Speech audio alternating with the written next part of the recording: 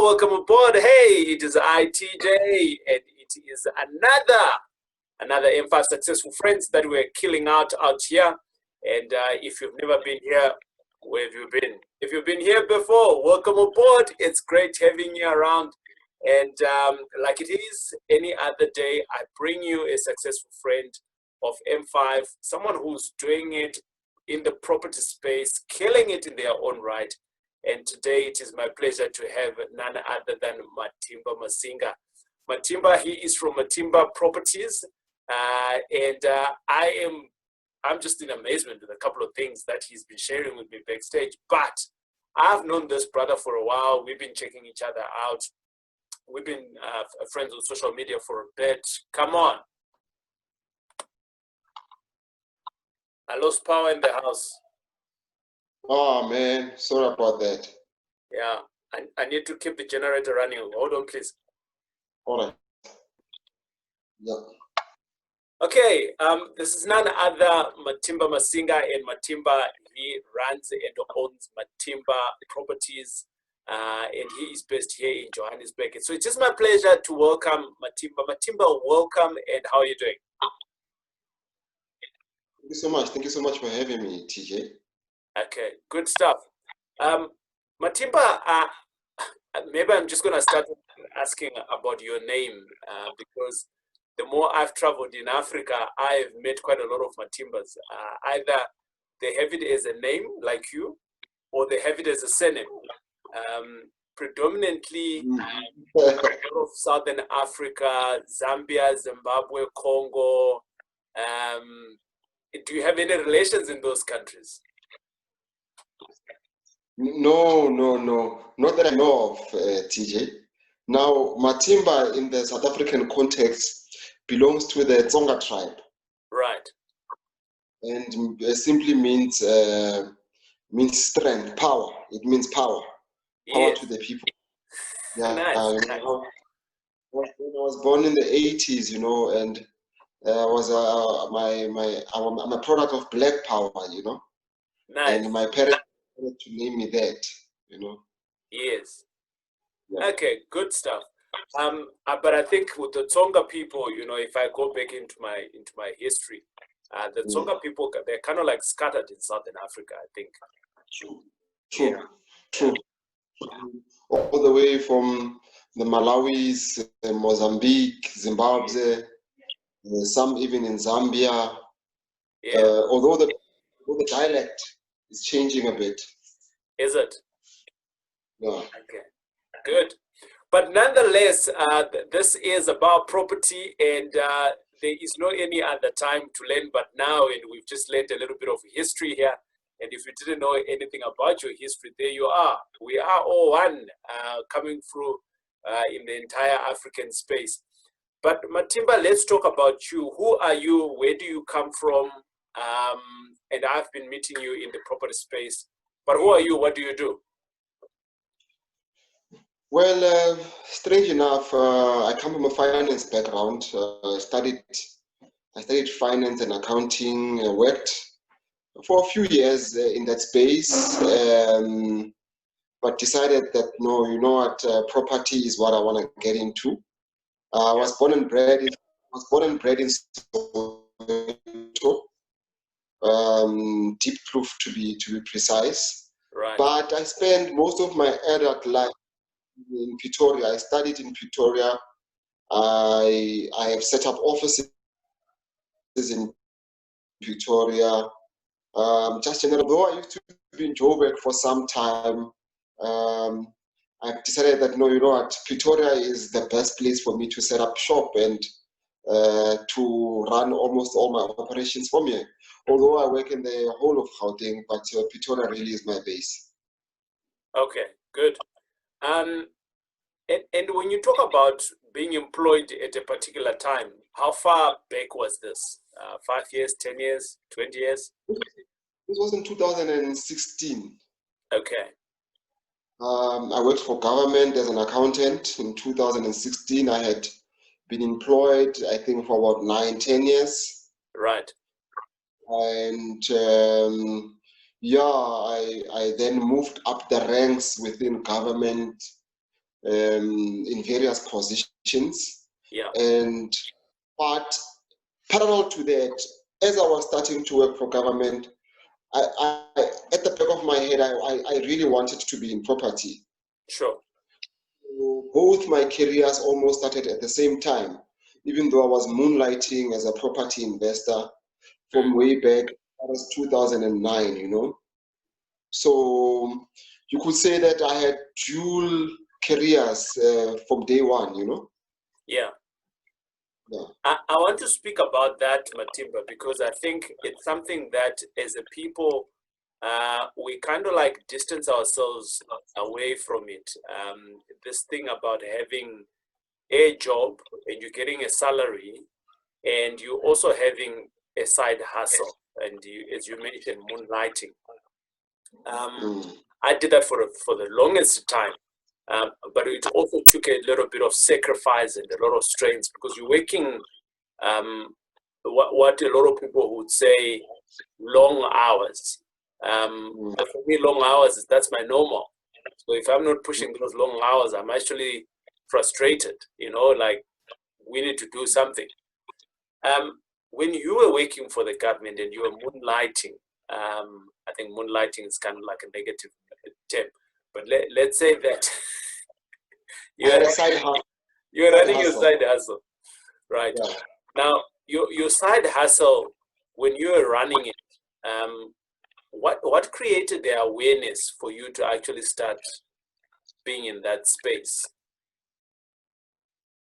Look, I read Robert Kiyosaki when I was in varsity. Okay. Plus, I come from a family that's business orientated. You know, my dad is a demolisher. You know, buys, demolishes houses, and sells the second-hand building material. Right.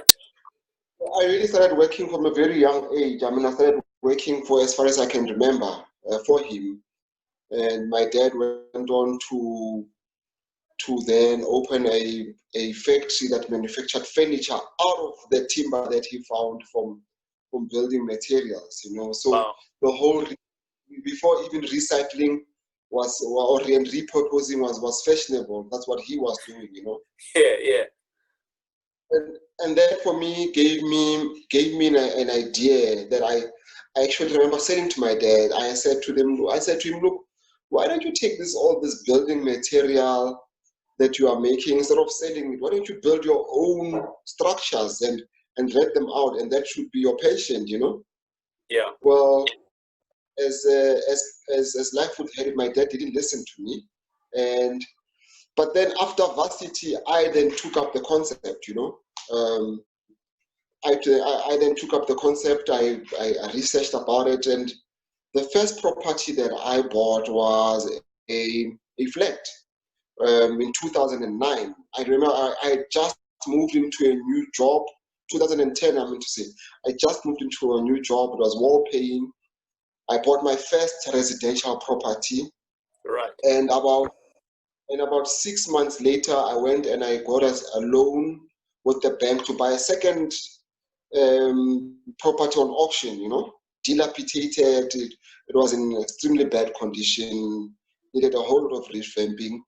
Yeah. And so for me, the transition was almost natural, because this had been something that I had always wanted, you know, and I had read up about it, although I didn't have much experience in it, but I knew that I wanted to be in the property space and make passive income, because in my mind, property was one of those things that you could do quickly, and you could generate passive income while you were still working. Right. Right. Little did I know that it requires almost the same amount of effort, or twice amount of effort, you know. Yeah. And with that, Matimba, so now you have left. You are doubling up now at your employer, and you've got your first property going.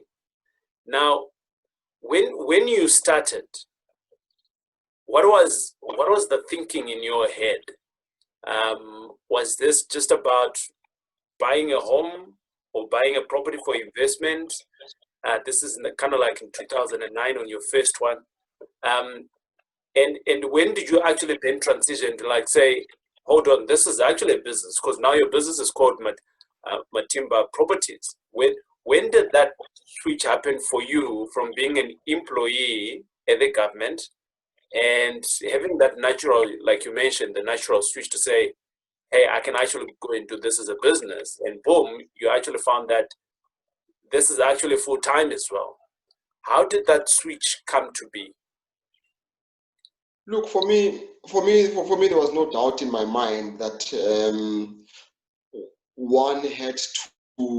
I had to leave the one to pursue the other from day one. I mean, I've never thought, even when I had that 3-bedroom, 2-bath apartment, that I bought in 2010, it was a business for me. Sure. For me, from the word go, it was a business for you. Business, and it was always about being cash flow positive at the end of the month. Yeah. So I didn't want to invest in a property that was going to make me an income in 5 years or 6 years time. For my strategy had always been, because you might not be there in 5 years time. Might not be here in 5 years time, but most importantly, I've got needs that require me to be cash flow positive today. Come on. Not tomorrow. Yeah. At the time, I was inspired. My motivation was that I had two boys that I wanted to get through to school, and every little cent that I had would, try and patch up wherever it could. Plus, as black families, we've got black tax. What do you call it? We've got black tax that we needed to subsidize. So I thought, for me, growing the property business would allow me to expand my empire. Yeah. But most importantly, it would give me the necessary financial freedom as I grow in life to do other things. Right. I like that. And I like the fact that, from the word go, you looked at that as a business, So did you ever stay in the first unit that you ever had? Did you ever stay in that unit? Well, I did for about 3 months, to tell you the truth. Yeah.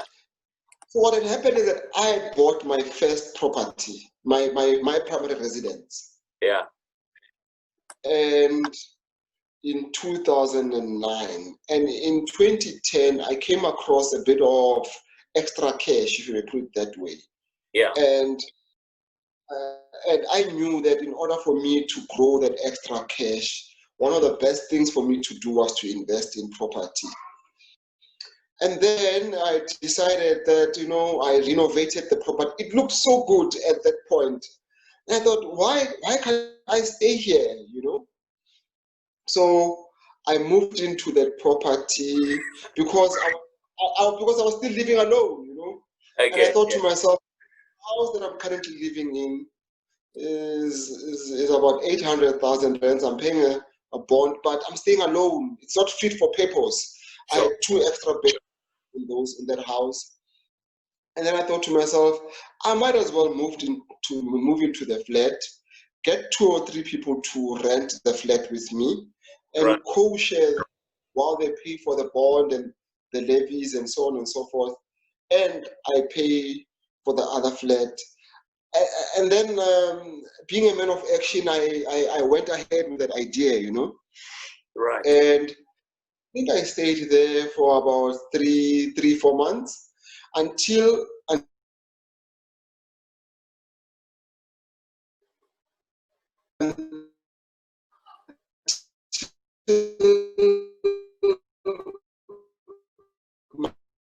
actually sleep. Then the following year, I thought to myself, no, I'm going back to my place because I did the extra space. So yeah. Nice. So Matimba, you've bought this property now, and you're now moving on to the actual business. I now know you to have almost like 3 types of businesses running. You've got Matimba Properties, where you do your investments. You've got Matimba, the consulting business, right?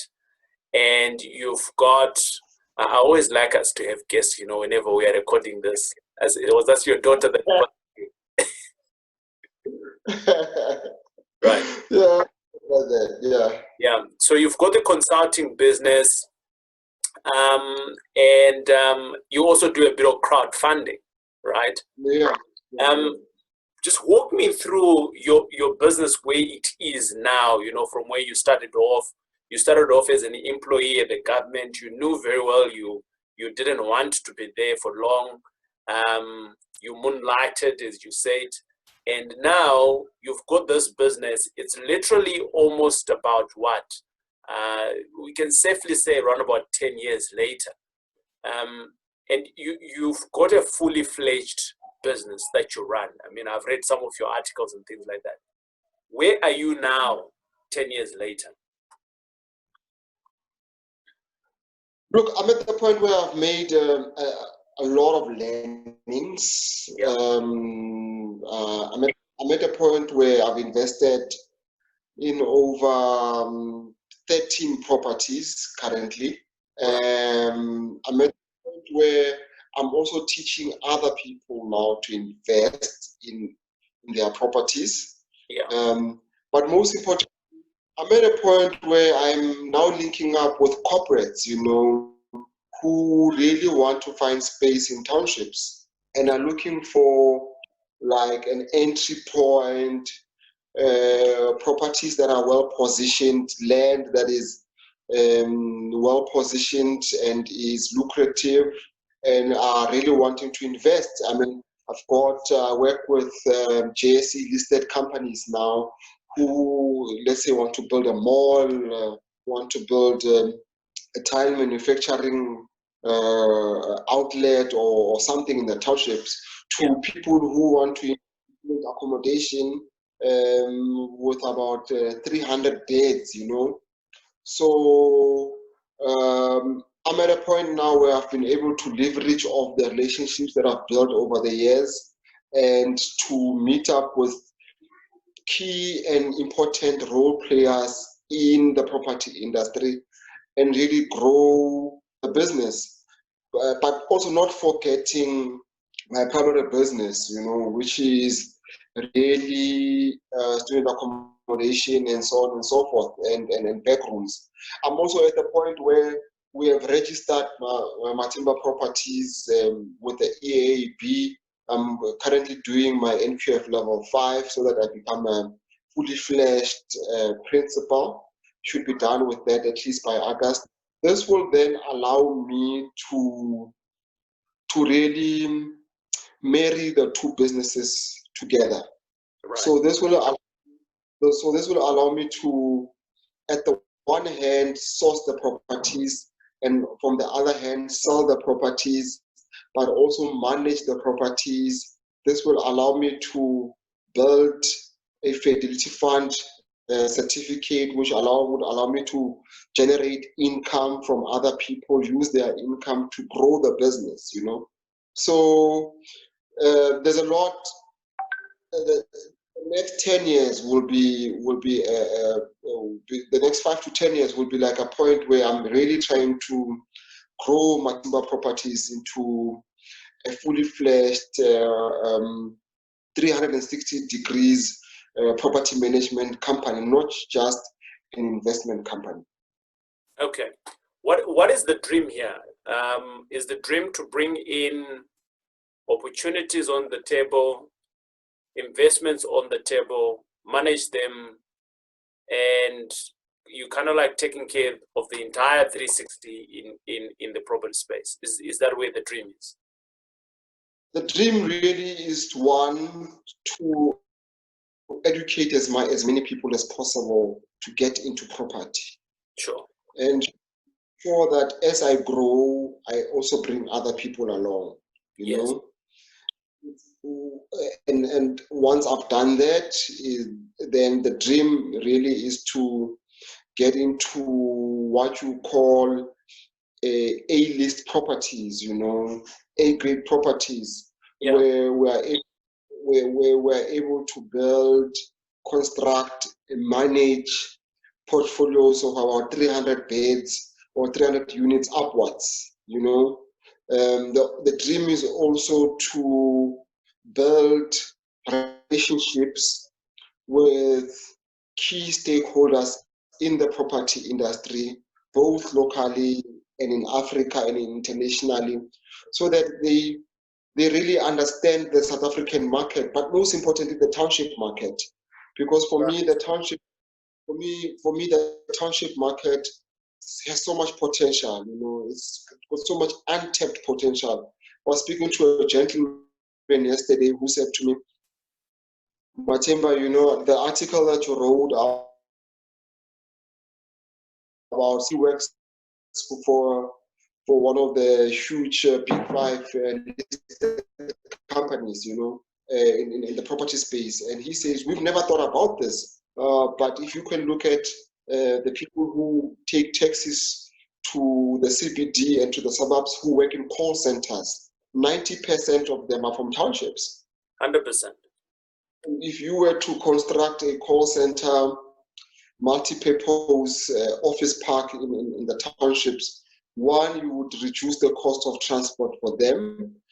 Two, you would make the cost of business for us extremely cheap. So we are looking into those innovations, into those relationships, and we're trying to grow from there. Yeah. So, Matimba, you are in a good position now, and it's not just about time factor.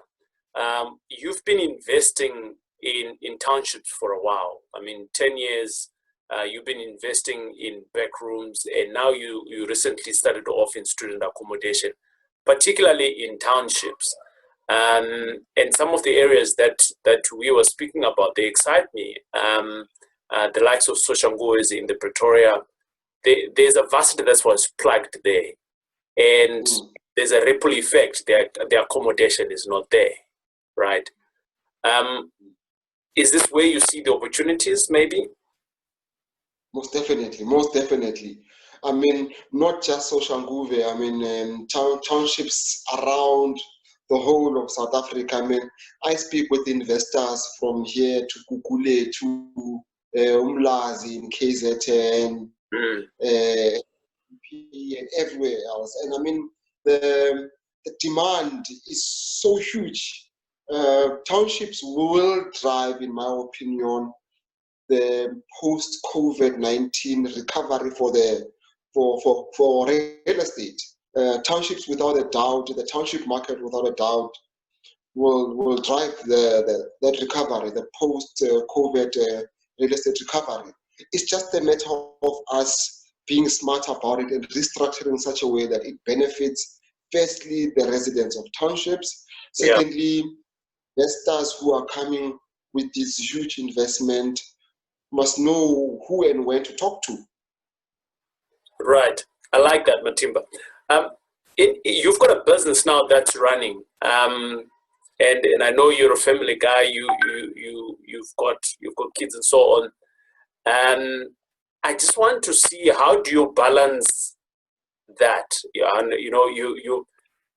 Well, let me start off by saying you're crowdfunding. That's number one. That's time consuming. You are doing property rentals. That's time consuming. You're also doing sales. That's time consuming. You are studying as well. That's time consuming. You run the students' accommodation. That's also time consuming because the students are extremely demanding. I know them. And you still have your big rooms that could be a little bit chilled a little bit. But again, when the storms comes through, plumbing needs to be sorted because you also do your own maintenance, right? Those are kind of like, I've just counted, right? Maybe about 7, 8 things that you need to be doing as an individual in your business, right? How do you strike the balance between running the business, running your family, and looking after you? Look, one of the things that I have come to terms with is that I can't do everything, and therefore my ability to succeed will only go as far as my ability to build a solid, trustworthy, and competent team, so that I'm able to some of these tasks too, you know. So building a team of people, lawyers, plumbers, accountants, electricians, the property managers is extremely important.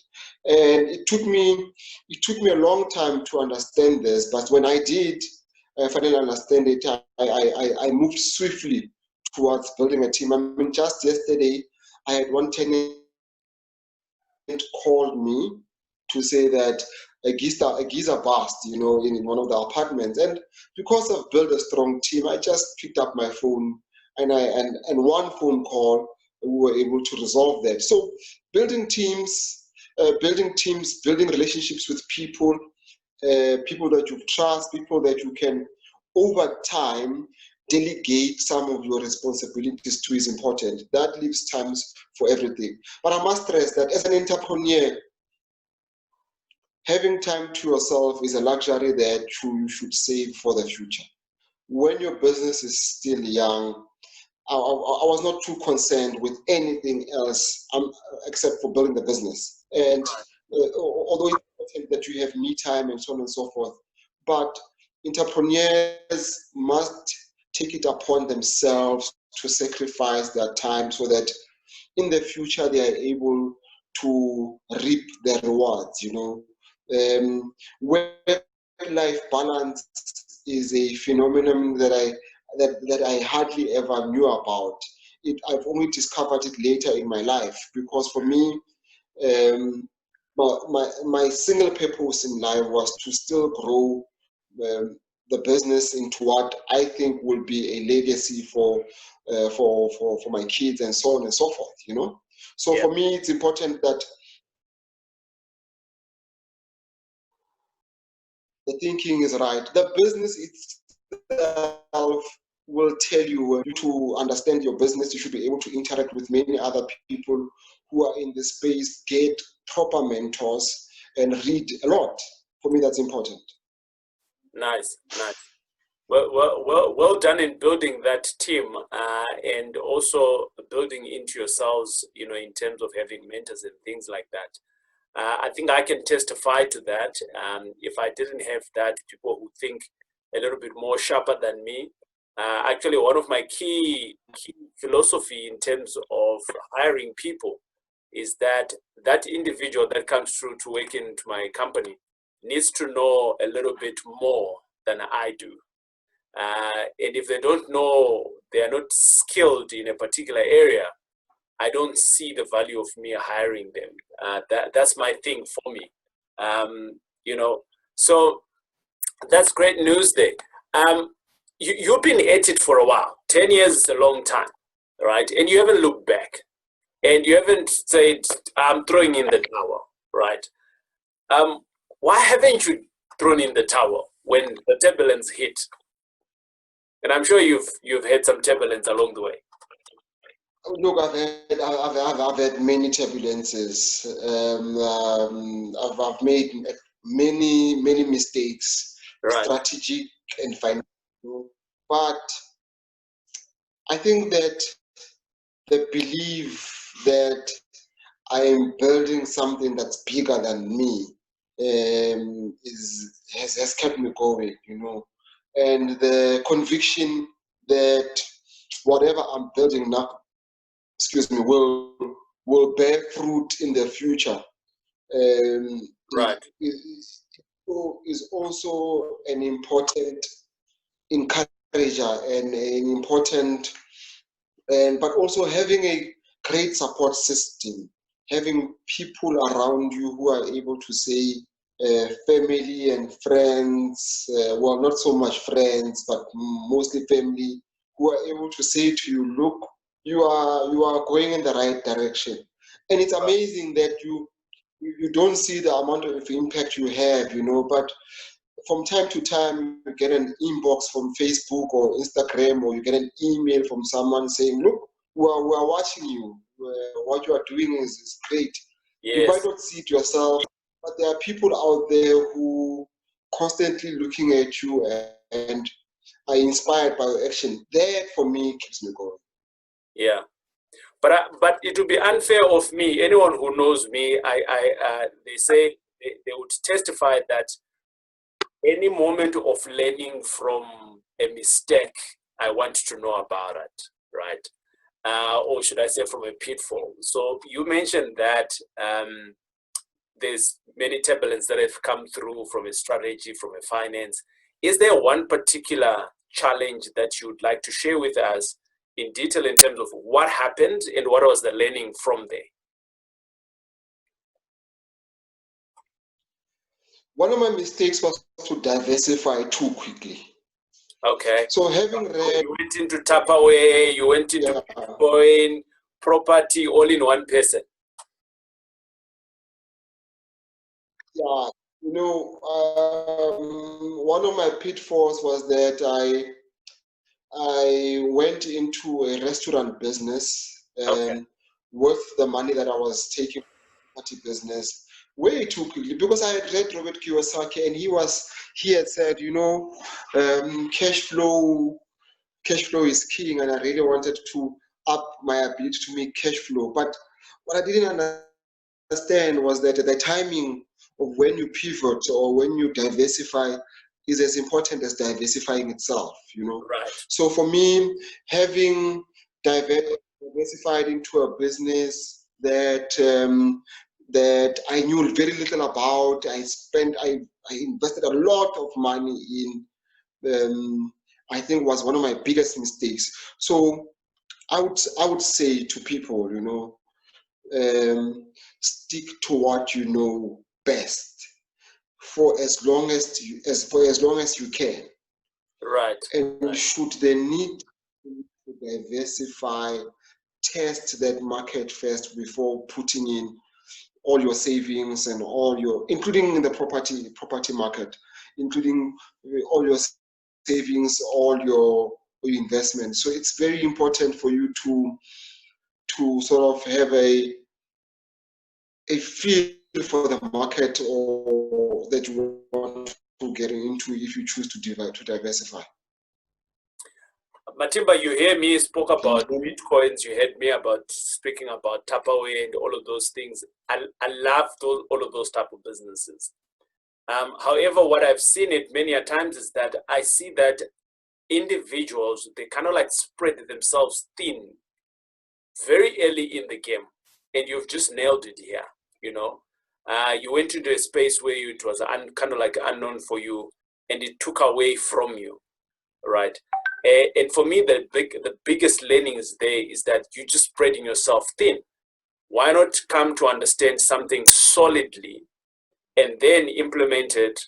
But my other takeaway is that, and this has been from my personal journey, when you venture into something else, it should be something that is closely related to what you have mastered, so that if it goes wrong, you can roll back to what you know without a huge fail. So for instance, you're doing consulting.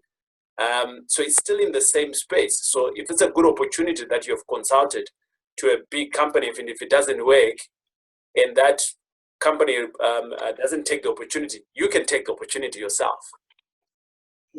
So it's not time wasted, right? True. I think as human beings, we get tempted to explore. I mean, our minds, especially the mind of an entrepreneur, is a mind of an explorer, naturally. Right.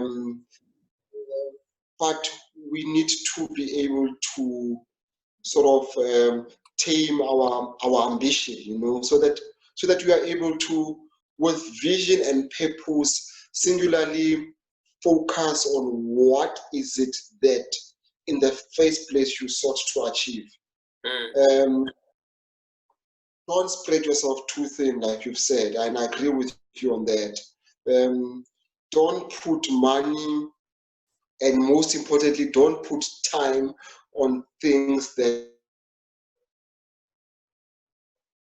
Right, great. So Matimba, for anyone else starting off on this journey, right, what would be their recommendation? You've been at it for 10 years, lots of homework that you've, I mean, lots of experience that you've gone through. You almost if anyone else would have gone through some of the challenges that you've gone through along the way, maybe they might have thrown in the towel, but you've stayed on strong, and you're still keeping on the journey, and you're still looking up into other different avenues to create some money on that, right? And someone else who is somewhere out there, they're thinking, maybe should I go for property, or maybe should I go and sell tomatoes, or maybe they're skeptical about properties, right? Actually, some people have the means. What would be your three kind of like tips that you can give them for them to start? One, talk to as many people as possible who are in the property space already. Right. Two, find your sweet spot. Once you've researched everything and you have decided to move on, find what type of sector in the property industry would you like to come in. Would you like to go commercial? Would you like to flip? Would you like to go for new developments? Would you like to get into township property? But number three, and this is the most important, once you've decided, don't overthink it, don't procrastinate, don't wait for tomorrow or for next year, just do it. Get into it, do it. You can only know if it's good or bad once you start doing it. All battles are lost and won on the battlefield. It's no use for you to have what they call an analysis paralysis, where you to overthink issues, what could go wrong, what could go right. You have done the planning, you've spoken to as many people as possible, you've read as many books as possible. All that would be useless if you don't get into the battlefield and start doing it yourself. 100%. I like that. We're getting in. Thanks a lot, Matimba, on this. Yeah, it's been great having you around. But it will not be right for me if you go without asking you these next 5 questions, maybe 5, maybe 10. But I just want you at the top of your head. You don't have to think on these ones, all right? It's a 1-second question. What is your favorite business book?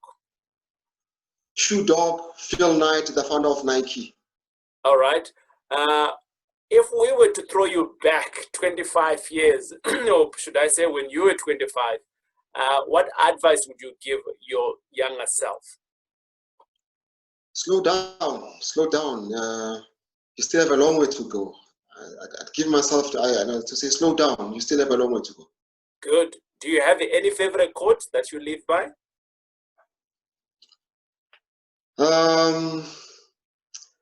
I get paid to make difficult decisions. I like that. Okay, good. What does success mean to you? Firstly, it means good health. Right. Secondly, it means my ability to own my own time so that I can spend it on the things that I love and cherish most, which are family. Right.